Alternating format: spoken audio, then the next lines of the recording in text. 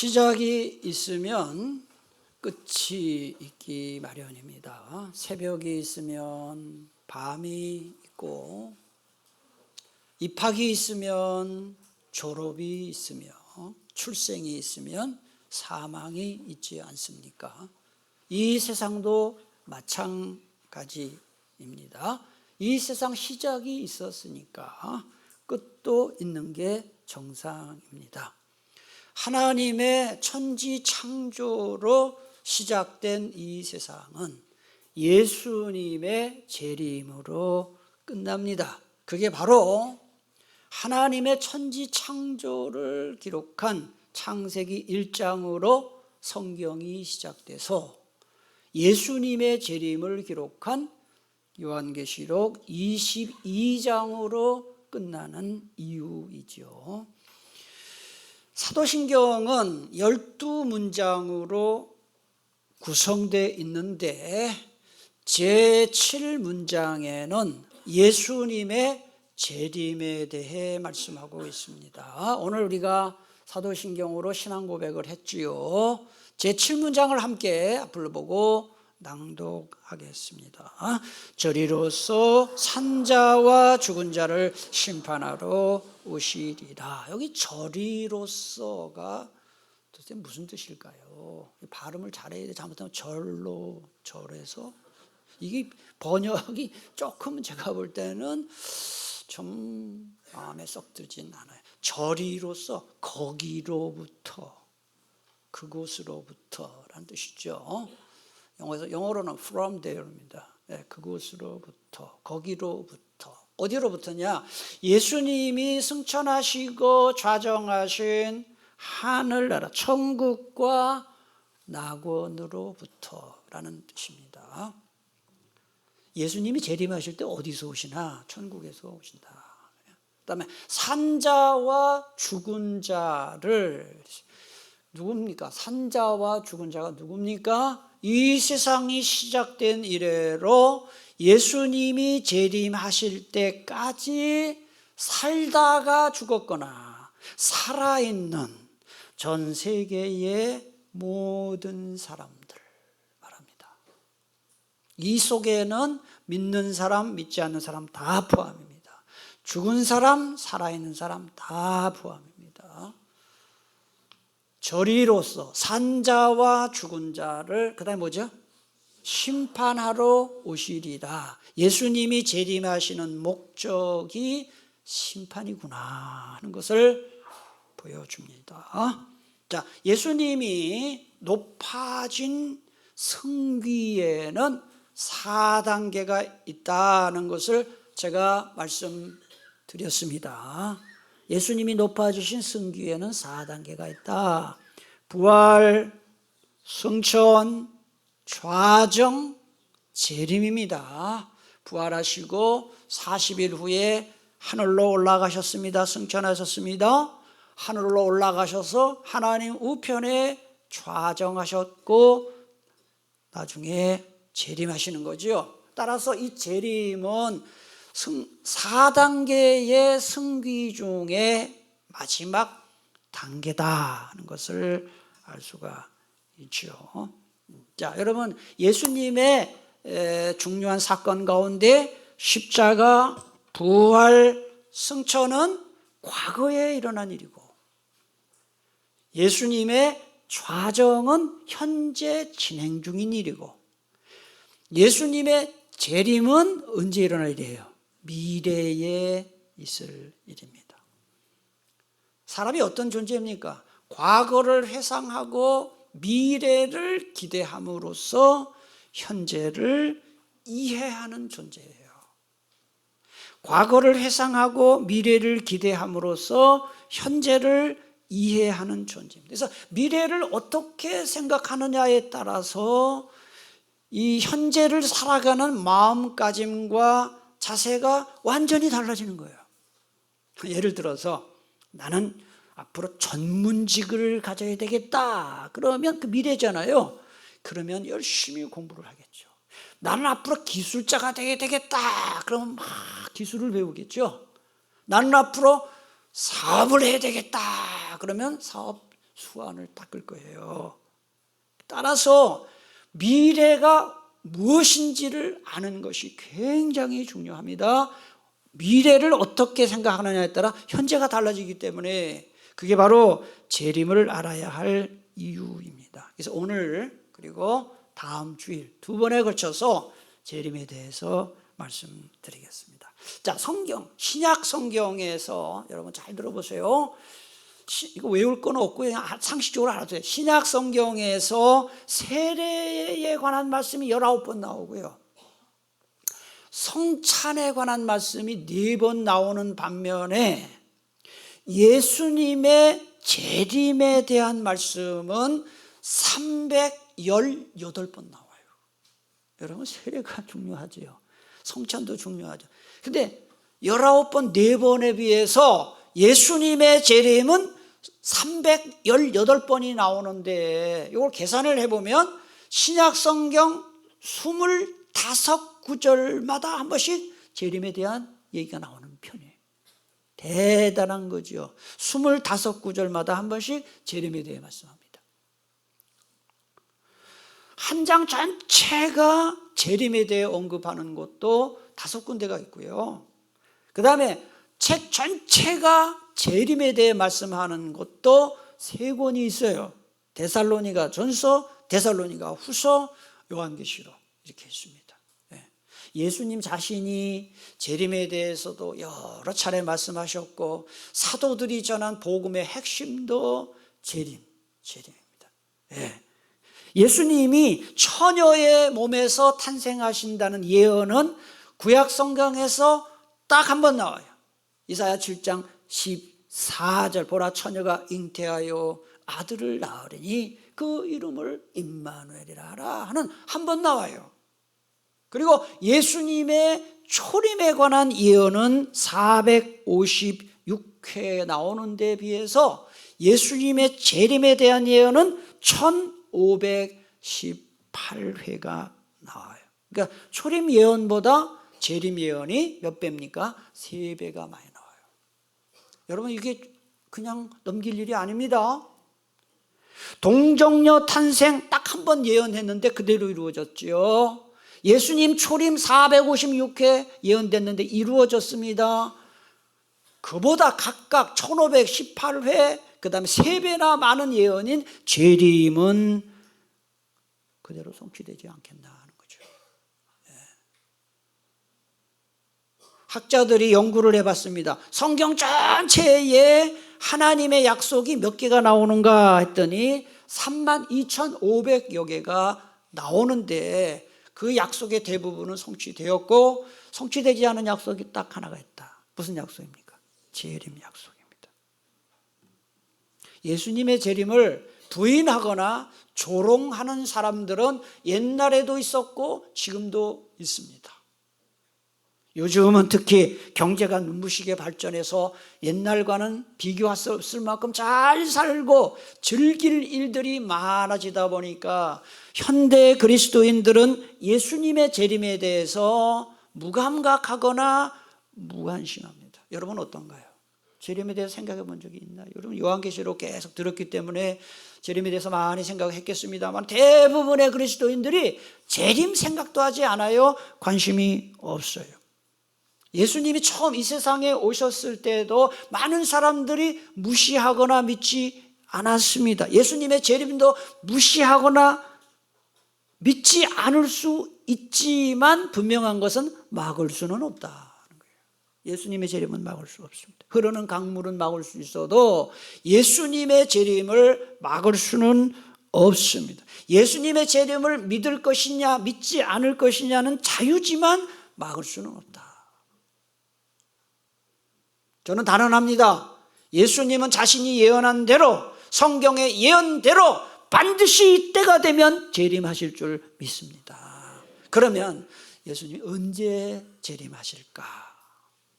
예수님의 재림의 시기, 예수님은 언제 재림하시나? 답, 아무도 모른다. 성부 하나님만 아신다는 거예요. 마태복음 24장 36절 한번 성경 말씀을 볼까요? 그러나 그날과 그때는 아무도 모르나니 하늘의 천사들도 아들도 모르고 오직 누구만? 누구 아버지예요 도대체? 하나님 아버지입니다. 하나님 아버지. 하나님 아버지만 예수님 재림 날짜를 아신다.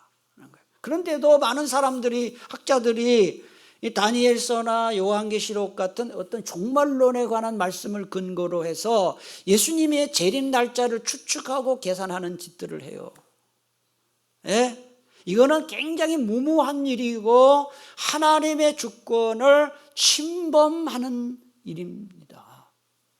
좀 그렇게 하면 안 됩니다. 예수님의 재림 날짜를 내가 얘기하겠다 하면서 예수님의 재림 몇 년 몇 월 며칠입니다 하고 이야기하거나 예언하는 사람은 볼 것도 없이 어디에 속한 사람입니까? 그건 이단에 속한 사람이에요. 거기에 절대 넘어가면 안 됩니다. 대표적인 이단이 여호와 증인이에요. 여호와 증인은 예수님의 재림 날짜를 여러 번 예언을 했고 또 변경을 했어요. 그리고 다 실패했습니다. 네. 자, 그러면 여러분 이런 생각을 하죠. 하나님이 이렇게 막 난리가 나는데 이런 것 때문에 혼동이 있는데 재림 날짜를 가르쳐주면 될 거 아니야 이 말이에요. 그렇잖아요. 나 언제 올 거야 하고 가르쳐주면 얼마나 좋겠어요. 예수님의 재림 날짜를 하나님이 우리에게 알려주시지 않는 이유가 도대체 뭐냐 하는 거예요. 두 가지 이유가 있어요. 첫째로 재림 날짜를 알면 깨어있는 신앙생활을 할 수 없기 때문입니다. 여러분 오늘이 2025년 5월 18일이에요. 그런데 만약에 예수님이 정확히 3년 후에 2028년 5월 18일 날 오시겠다고 우리에게 알려주신다고 합시다. 그러면 여러분 한번 상상해 보세요. 여러분이 어떨지. 사람들이 예수님이 3년 후에 정확히 오신다. 그러면 3년 동안 신앙생활을 열심히 할 것 같습니까? 사람이 그렇게 착하지 않아요. 대부분은 이렇게 할 겁니다. 2년이나 2년 반 정도는 이제 3년 남았으니까 2년이나 2년 반 정도는 열심히 여행도 하고 먹고 싶은 거 다 먹고 즐기고 싶은 거 실컷 즐긴 다음에 1년이나 6개월 딱 남겨놓고 그때부터 교회 들어와가지고 막 회개하고 그 다음에 그동안 하지 못했던 신앙생활을 열심히 하고 이럴 확률이 굉장히 높아요. 그러나 그런 신앙생활을 우리 예수님이 원하시겠는가? 그게 과연 신앙생활인가? 그렇게 이기적이고 계산적인 그런 삶이 올바른 신앙생활인가? 그래서 그런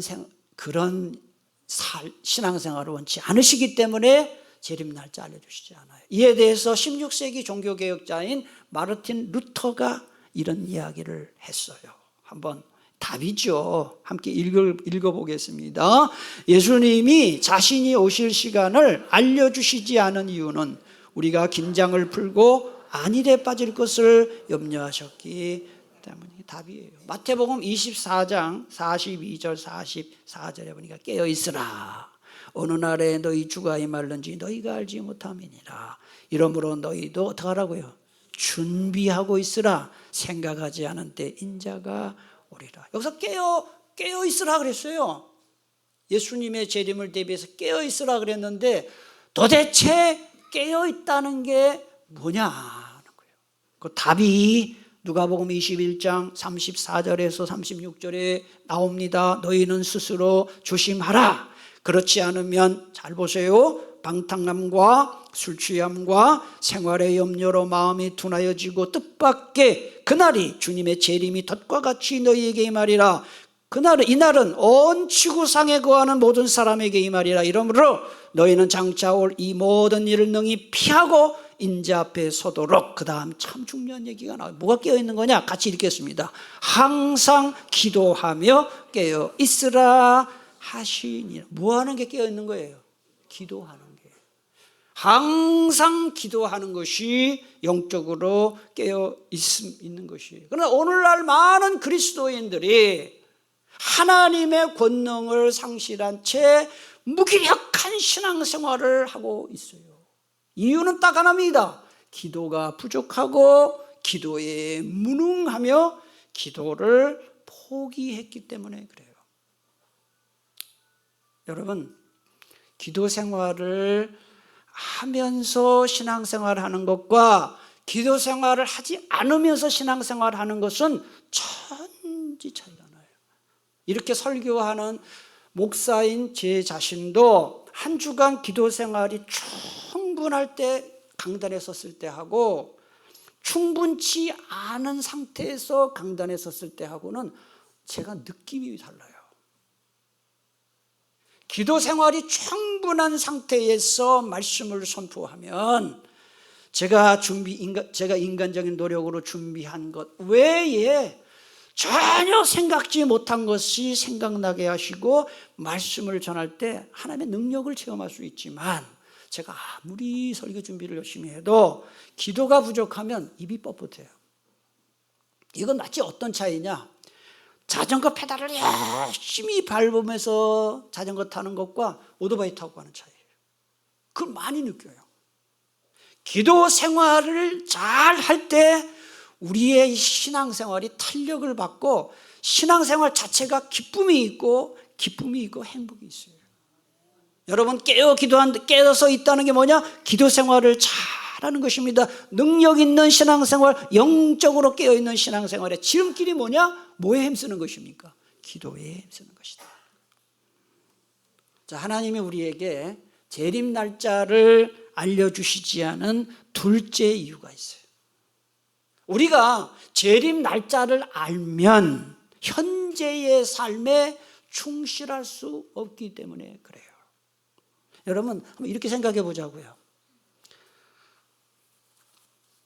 내가 몇 년, 몇 월, 며칠, 몇 시에 죽을지를 아는 게 그게 좋을 것 같아요? 그게 안 좋을 것 같아요? 여러분, 몇 년 살다 죽을지 알면 좋을 것 같아요?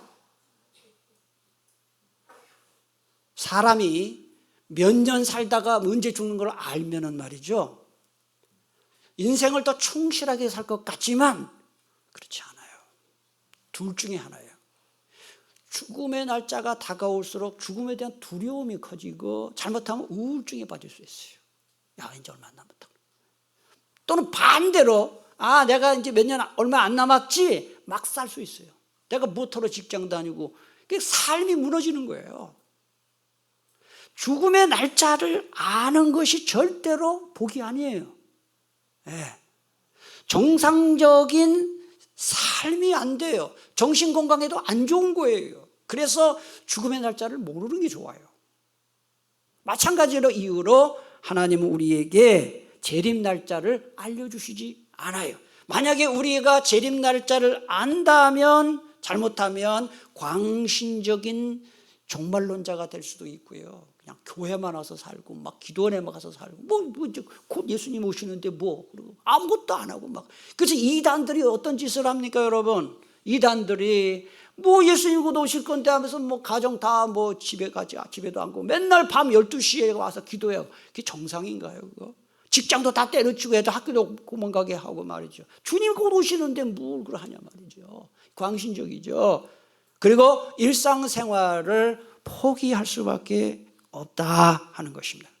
일상생활을 내팽개치는 것은, 그것은 재림만 준비하는 것은 재림을 믿지 않는 것만큼이나 잘못이에요. 일상생활에 충실하게 사는 것이야말로 재림을 준비하는 가장 좋은 방법. 여러분, 교회만 와서 사는 게 신앙생활 잘하는 거 아니에요.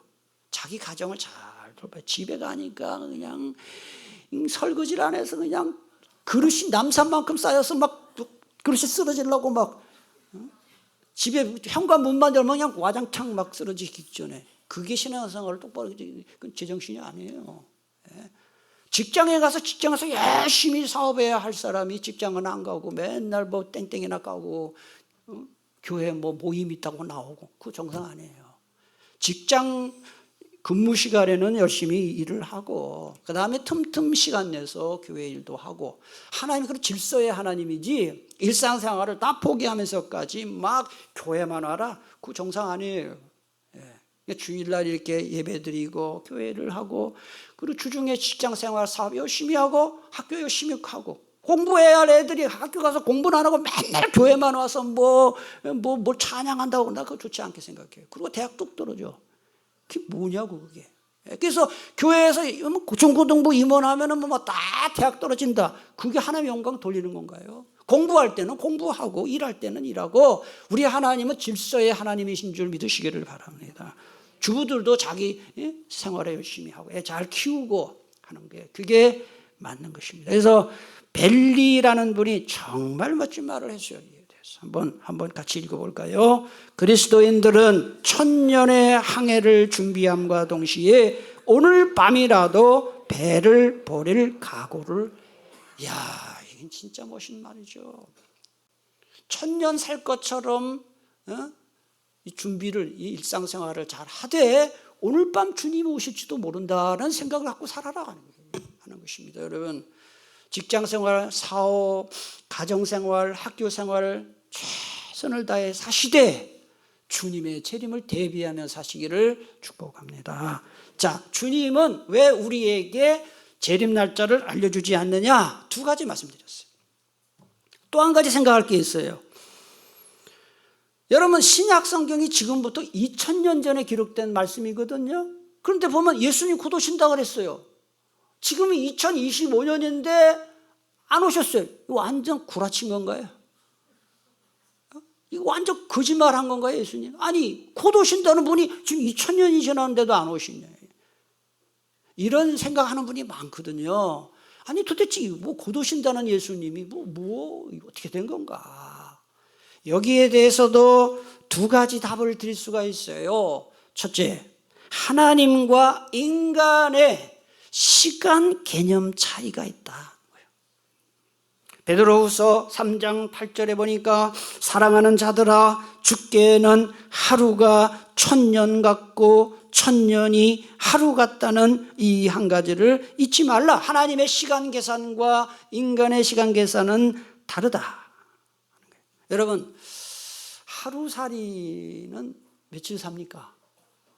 하루 살죠. 뭐 정확히 하루인지 잘 몰라요 저는. 근데 하여튼 하루살이는 하루 살아서 하루살이에요. 그럼 하루살이에게 평생은 며칠이에요? 하루예요. 그렇죠? 이 세상에서 가장 오래 산다는 거북이는 평균 수명이 50에서 100년이에요. 제가 인터넷 찾아봤더니 최근에 가장 오래 산 거북이가 164년 살았어요.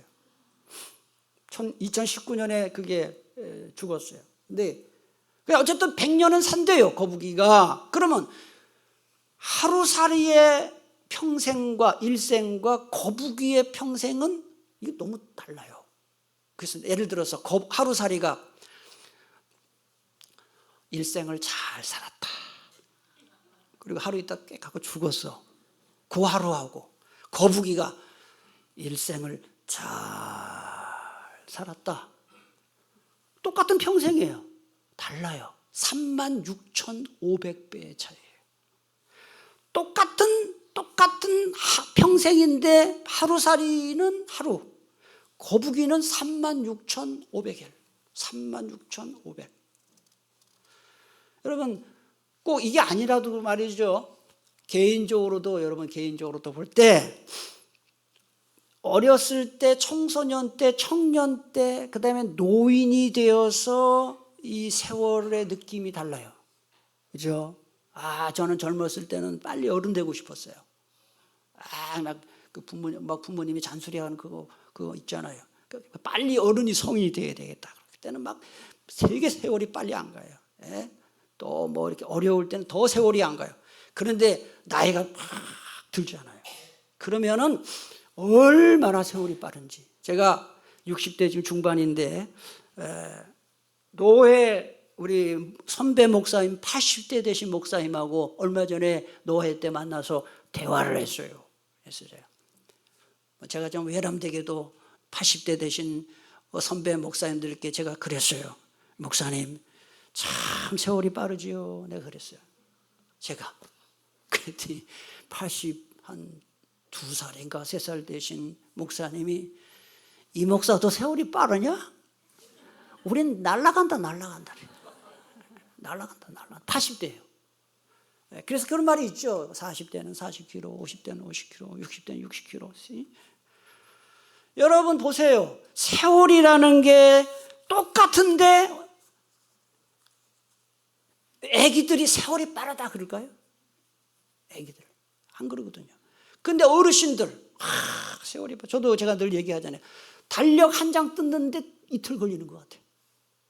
아니 이틀 지났는데 한 달 딱 뜯어. 지금 다음 주 지나면 또 몇 월이에요? 6월이면 1년 중간이에요. 중간. 예. 그 달력 한 장 뜯는데 제 체감에는 이틀 걸리는 것 같아요. 이틀. 예. 80대가 되면 달력 한 장 뜯는데 하루가 걸린다 그래요. 예. 그러니 여러분 똑같은 사람끼리도 이런데 하나님과 사람 사이의 시간 개념 차이, 이거는 비교가 안 되는 거예요. 그래서 사람에게 2000년은 엄청 긴 기간이지만 하나님에게는 얼마의 시간일까요? 눈 깜짝할 사이예요. 그런 점에서 성경을 우리가 해석할 때 그런 걸 고려를 해야 되고, 그 다음에 주님의 재림이 지체된다고 느껴지는 둘째 이유는 한 사람이라도 더 많은 영혼을 회개하고 구원 얻을 시간을 주도록 하나님이 인내하시고 사랑하시는 것이다. 베드로후서 3장 9절. 자, 주의 약속은 재림의 약속이죠. 어떤 이들이 더디다고 생각하는 것 같이 더딘 것이 아니라 오직 주께서는 너희를 대하여 오래 참으사, 같이 읽겠습니다. 아무도 멸망하지 아니하고 다 회개하게 이르기를 원하시느니라. 이래서 재림이 더디다. 주님의 마음이 그래요. 한 영혼이라도 더 주님께 돌아오도록 재림을 늦추신다. 그러니 우리 주님 마음 알았으니 믿지 않는 가족들 영혼 구원하는 데 힘써야 되지 않겠습니까? 자, 마지막으로 생각해 볼 건 예수님은 재림하시는 목적이 뭐냐 하는 거예요. 예수님이 처음 이 세상에 오실 때는 구원자로 오셨지만 다시 오실 때는 뭐로 오실까요? 심판자로 오신다. 여러분, 민주주의가 발전한 나라, 선진국일수록 사법제도가 잘 돼 있죠. 공정한 재판이 되죠. 억울한 사람이 적게 만들죠.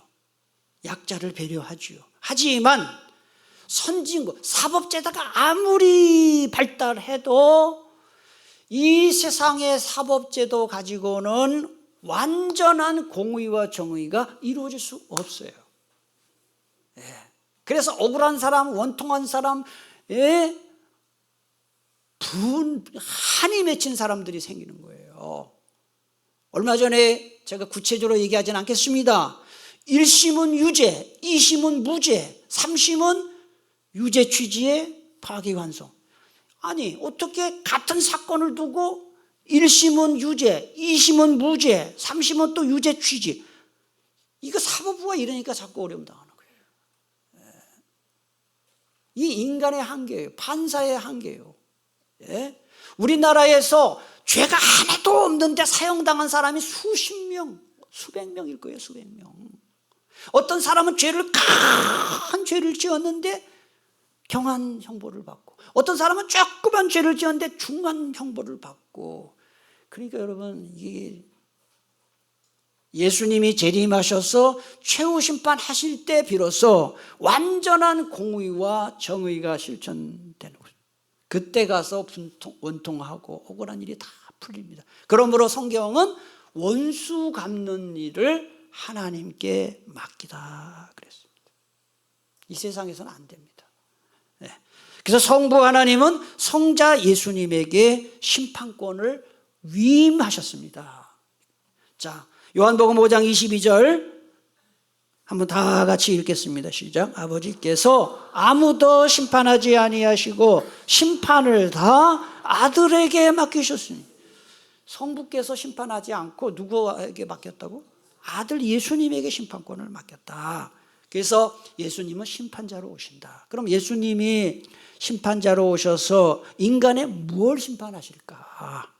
자, 웨스트민스터 신앙고백서 제33장의 답이 나와요. 그날에는 배교한 천사들의 심판받을 뿐만 아니라 땅 위에 살았던 모든 사람들이 그리스도 심판대 앞에 서서, 그 다음에 중요한 얘기가 나와요. 뭘 심판받습니까? 시작. 그들의 생각과 말과 행위의 전말을 밝히고. 그러니까 우리가 겉으로 행한 그것만 심판받는 게 아니라 혼자 생각한 거, 말한 것까지도 다 심판을 받는다. 선이든 악이든 그들이 몸으로 행한 바를 따라 보응받을 것이다 그랬어요. 여러분, 아무도 보지 않는다고 함부로 말하고 이상한 짓 하고 있지 마세요. 다 보고 계셔요. 하나님이 다 보고 계셔요. 하나님 앞에서 사시기 바랍니다. 자, 그럼 의인과 악인의 결과는, 심판 결과는 무엇일까? 구원받은 사람과 구원받지 못한 사람의 심판 결과, 웨스트민스터 대유리 문답 제89문답 문제. 심판날 악인들에게 무슨 일이 일어납니까? 잘 보셔요. 자, 예수 믿지 않고 죽은 사람들 어떤 벌이 있는가? 심판날 악인들은 그리스도의 왼편에 세워질 것이고, 확실한 증거와 그들 자신의 양심이 보여주는 충분한 확증에 근거해 무시무시하면서도 공평한 정죄 선고를 받게 될 것입니다. 그리고 곧바로 그들은 하나님의 은혜로운 얼굴과 그리스도, 그분의 성도들, 그리고 그분의 거룩한 천사들과 영광스러운 교제로부터 쫓겨나, 그 다음 보세요. 어디로 갑니까? 지옥으로 던져질 것이며, 거기에서 그들의 몸과 영혼 모두 마귀와 그 사자들과 함께, 그 다음에 같이 읽겠습니다. 말로 다 할 수 없는 고통의 형벌을 영원히 받을 것. 믿지 않는 여러분 식구들도 이렇게 되는 거예요. 지옥 가는 거예요.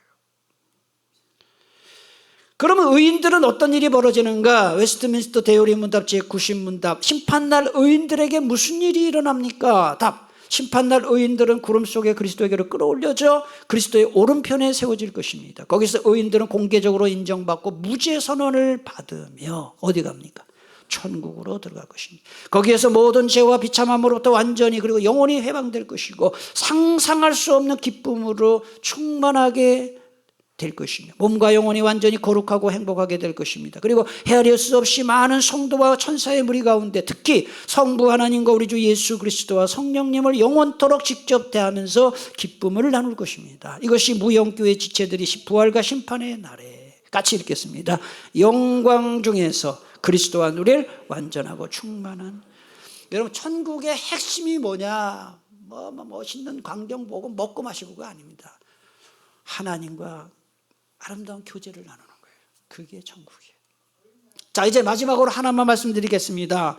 그럼 복음을 들을 기회가 한 번도 없이 죽은 사람들은 어떻게 되느냐 하는 거예요. 여러분, 우리나라 1800년도 아펜젤로 원도우드 1884년 4월 5일 날 들어왔어요. 부활절에 인천항으로, 제물포항으로. 그 이전에도 선교사님 좀 있었습니다만은, 그러면 길게 잡아야 1700년도 들어왔다 쳐요. 예?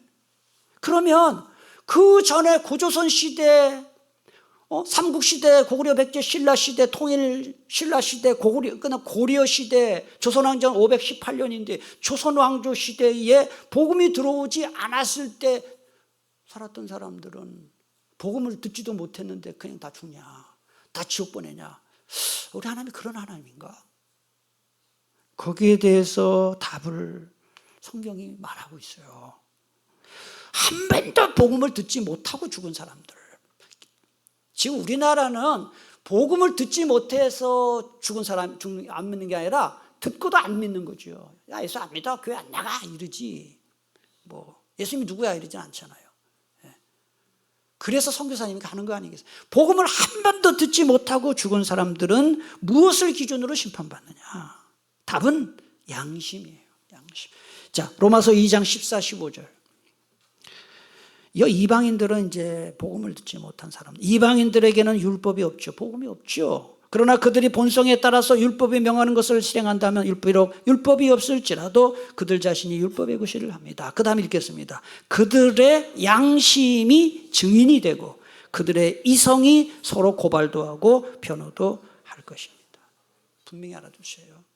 어떤 사람들은 하나님은 말이야 너무 무지막지하시다고, 보험도 듣지 못한 사람, 우리나라 보험도 안 듣는 사람 다 죽이냐, 다 지옥 가냐? 그렇지 않습니다. 하나님은 사람들이 옳고 그름을 분별할 수 있도록 양심을 주셔서 복음을 듣지 못했다고 변명할 수 없게 하셨어요. 그러므로 아무리 악한 사람들도 범죄한 후에는 양심의 가책을 느껴요. 누를 뿐이에요. 막가파 사람들이 양심의 가책을 느끼지 않느냐? 느끼는 건데 그걸 무시하는 거예요. 그리고 은밀하게 죄를 짓고 나면, 우리도 그래요. 아무도 모르는 데서 은밀하게 죄를 짓고 나면 양심의 가책을 피할 수 없어요. 마음 편치 않아요. 양심의 가책은 최후 심판을 예고하는 기능을 합니다. 그러므로 복음을 받은 우리도 양심의 소리를 따라 살아야 합니다. 왜냐? 양심은 우리 마음에 심어놓은 하나님의 음성이기 때문에 그래요. 이번 한 주간 여러분 말씀에 따라 살되 양심의 소리에 귀 기울이며 사시기를 축복합니다. 기도하겠습니다.